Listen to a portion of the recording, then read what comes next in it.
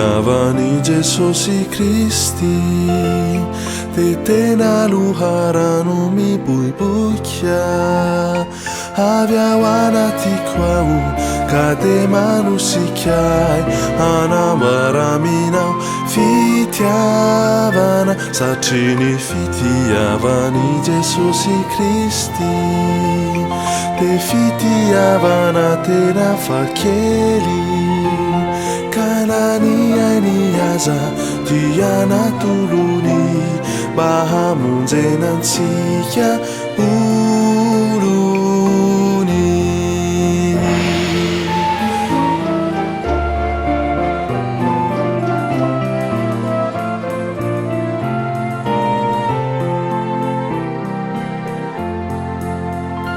ny fitiavany Jesosy Kristy de tena loharano miboiboika avy ao anatiko ao ka dia manosikay hanambaraminao fitiavana satria ny fitiavany Jesosy Kristy de fitiavana tena fakely kananiainy aza dia natolony mahamonjenantsika olony kayana manana ny fitiavany Jesosy Kristy tompo tetory izany fitiavana izany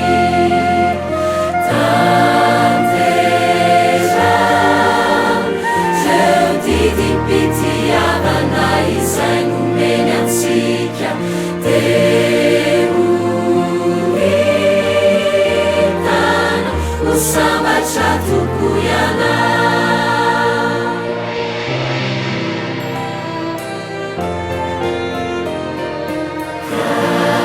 kayana manana ny fitiavany Jesosy Kristy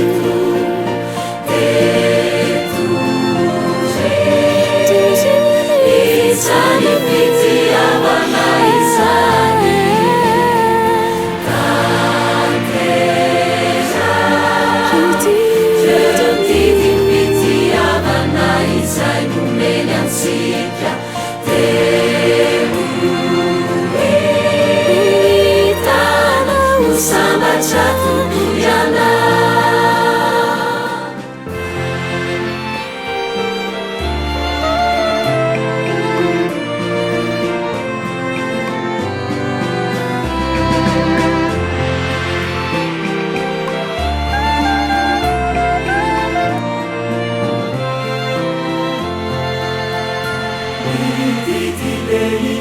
izay nomeny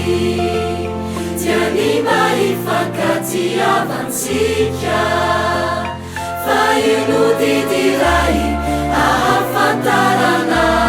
fampianany toko isika satria reto teny reto no mitoetra finona fanantenana fitiavana ny lehibe indrindra amirantelo ireo dia ny fitiavana